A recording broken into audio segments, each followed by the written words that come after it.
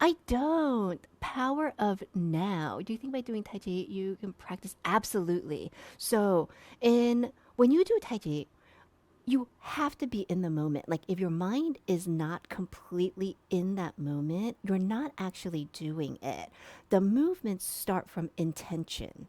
So no movement happens without the intention leading it first. So the mind has to be in the movement. If your mind's not in the movement, you're not even doing Tai Chi. Your body is just mimicking the choreography, but you're not actually doing Tai Chi. It's like fascinating. Yeah.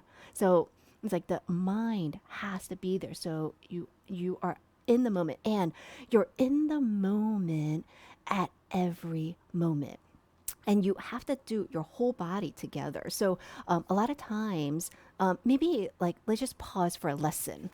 Okay. Wasn't intending to do a lesson, but just to give a demonstration of like what does that mean? Because in my earlier class today, we were talking about not letting part of your body get ahead before the rest of your body even gets there, and that's the biggest mistake that people have is they haven't even finished one part of the movement and part of their body runs away to start another part. I'll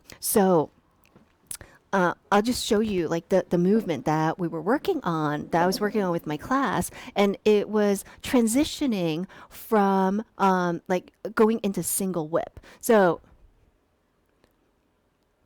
this movement, brush knee and press, transition into single whip.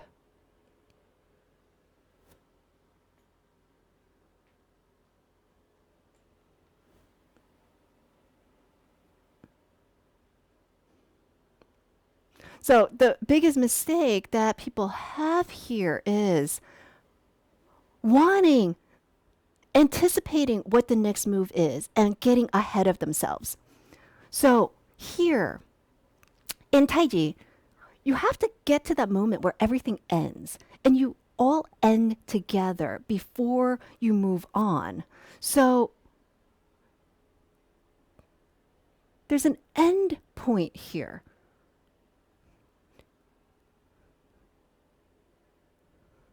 And you have to let everything end. So you get to that point where it's like if you didn't make a change, you would get stuck. Like I can't go back anymore. If I go back anymore, I would have to either stick my butt out or I would lean back, and that would violate my principles. So it's like there's an end to this back. And then when this ends, everything ends. Like if I didn't change, I would be a statue. So then I change. And the change is just a turn. And same thing, like get to the end here. What a lot of people do here is their leg hasn't even finished moving and the arms going that way, disconnected. In Tai Chi, everything moves together. You get to that end. And then if you didn't change, you would be stuck. That's how you know everything ended. And then everything starts and ends and starts and ends. So it's that mind has to be there to know when everything has started and ended. You don't let part of your body run away. That's not mindful. And then also, that's how you will lose your balance. Because if somebody is trying to push you off balance, that's the first thing that they're looking for is where are you disconnected? If part of your body is going one way and the other part is going the other way, it doesn't take a lot. You push and you won't be able to change and stay balanced.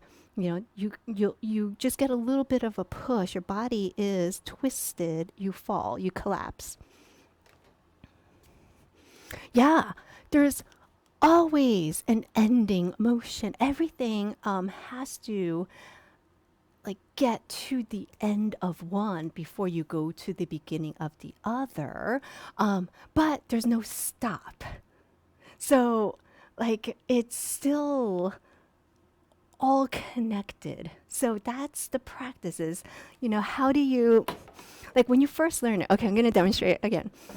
When you first learn it, you have to learn where the start and the end is. Okay, so, right? So you do it slow until you can get, okay, here's the end.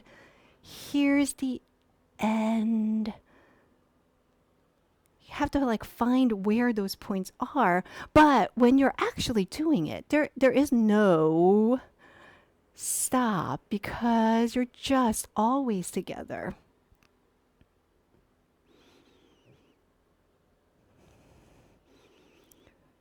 So when I do it, it doesn't look like there is an end when it's connected, but in reality, you do know if you are together or not together. Yeah. Yeah, yeah. So complete one move before moving to the next, I think, is just a great life lesson. And then also, don't let part of your body run away. Like, actually finish, like, have everything end together before you start that next thing. And that's a life lesson, too.